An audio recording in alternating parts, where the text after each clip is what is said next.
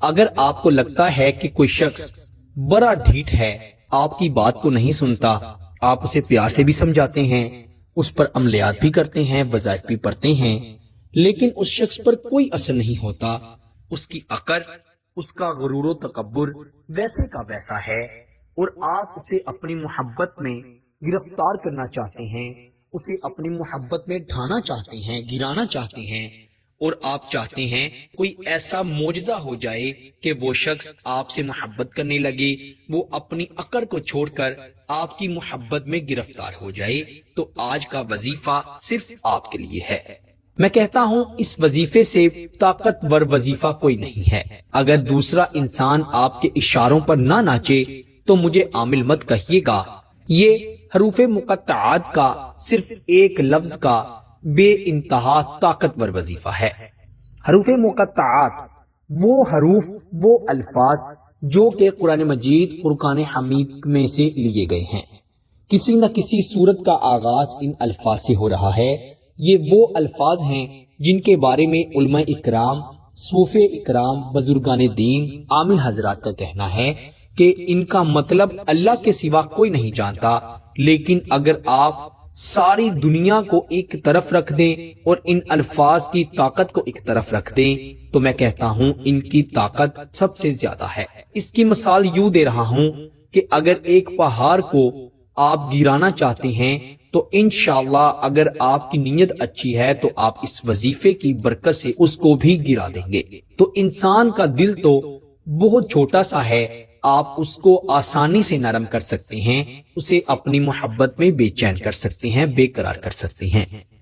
اسی لیے کسی بھی شخص کو اپنی محبت میں گرفتار کرنے کے لیے، چاہے وہ شوہر ہے، بیوی ہے، منگیتر ہے، جس سے نکاح کرنا چاہتے ہیں، وہ محبوب ہے، بہن ہے، بھائی ہے، ماں باپ ہیں، دنیا میں موجود کوئی بھی شخص ہے اور دنیا کے کسی بھی کونے میں موجود ہے، آپ اس شخص کو اپنی محبت میں دیوانہ کر سکتے ہیں۔ ایسا دیوانہ جو کہ انشاءاللہ ہمیشہ آپ سے محبت کرتا رہے گا۔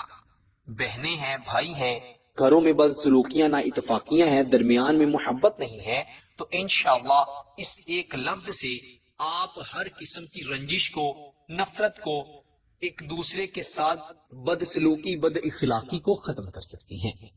تو بنا وقت ضائع کیے آئیے بڑھتے ہیں وظیفے کی جانب۔ وظیفہ بے انتہا آسان ہے، رات کے وقت تنہائی میں بیٹھ کر پڑھنا ہے، اور جس کے لیے پڑھ رہے ہیں اس کی تصویر ہونا ضروری ہے۔ اگر کسی نہ کسی وجہ سے اس شخص کی تصویر نہیں ہے تو آپ اس کا تصور کرتے ہوئے بھی اس وظیفے کو پڑھ سکتے ہیں۔ تصور آپ نے یہ کرنا ہے کہ وہ آپ کے سامنے بیٹھا ہوا ہے اور آپ اس کی آنکھوں میں دیکھتے ہوئے یہ وظیفہ پڑھ رہے ہیں۔ اگر تصویر ہے تو بہت بہتر ہے، کیونکہ آج کل سوشل میڈیا کا دور ہے، تو آج تو ہر انسان کے پاس اس کے محبوب کی، عاشق کی تصویر ہے۔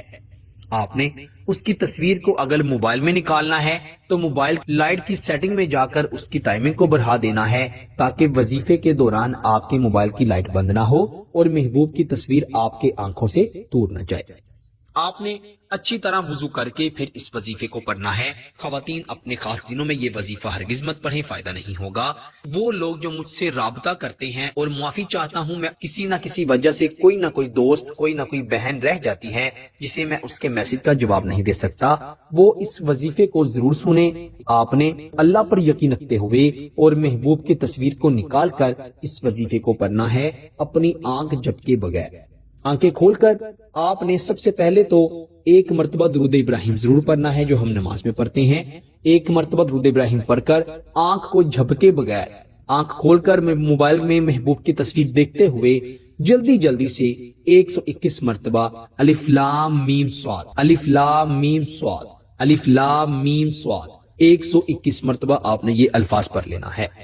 آپ نے آنکھ کو جھپکے بغیر ہی 121 مرتبہ الف لام میم صاد پڑھنا ہے، اور پھر آپ اپنی آنکھ کو جھپک لیں اور ایک مرتبہ آخر پر بھی درود ابراہیم پڑھ کر اس کی تصویر پر 3 بار پھونک ماریں۔ میرے دوستو، درود ابراہیم آپ نے نارمل ہی پڑھنا ہے، صرف آپ نے آنکھ جھپکے بغیر 121 مرتبہ الف لام میم صاد ہی پڑھنا ہے۔ بہت سے لوگ جو ہیں ان کو وظیفے کی سمجھ نہیں آتی، وہ غور سے دیکھتے ہی نہیں، سنتے ہی نہیں، اسی لیے پھر میسج کر کے پوچھتے ہیں۔ آپ کو سمجھ نہ آئے تو ویڈیو کو دوبارہ سے سنیں اور انشاءاللہ دیکھیے گا آپ کو اس کا بڑا فائدہ ہوگا۔ وہ انسان جو آپ کی طرف محبت سے دیکھتا تک نہیں، آپ کو ایک جھلک دیکھنے کے لیے اتنا بے چین ہوگا کہ آپ سوچ بھی نہیں سکتے۔ آپ نے اس وظیفے کو صرف اور صرف اللہ رب العزت پر یقین رکھتے ہوئے پھر پڑھنا ہے اور اچھی نیت سے پڑھنا ہے۔ اگر آپ کا ارادہ غلط ہے، اگر آپ کا مقصد کوئی غلط ہے تو آپ کو اس کا ذرا بھی فائدہ نہیں ہوگا۔ وہ لوگ جو محبت کی شادی کرنا چاہتے ہیں، جن کا محبوب نہیں مان رہا یا گھر والے نہیں مان رہے، وہ اس وظیفے کو پڑھ کر اپنے محبوب کو یا اس کے گھر والوں کو نکاح کے لیے رضامند کر سکتے ہیں۔ وہ شوہر جو اپنی بیوی سے لڑائی جھگڑا کر کے اس کو مائکے چھوڑ آیا ہے اور اپنی بیوی کو لینے نہیں جا رہا، وہ میری بہنیں اس وظیفے کو پڑھیں، انشاءاللہ شوہر خود خوشی خوشی لینے آئے گا، اور انشاءاللہ اس وظیفے کے بعد آپ میں اتنی محبت پیدا ہوگی کہ آپ نے کبھی تصور بھی نہیں کیا ہوگا۔ بس کسی کے بھی دل میں جائز محبت، نیک محبت ڈالنے کے لیے اس وظیفے کو پڑھ لیں، انشاءاللہ آپ بے انتہا فائدہ حاصل کر لیں گے۔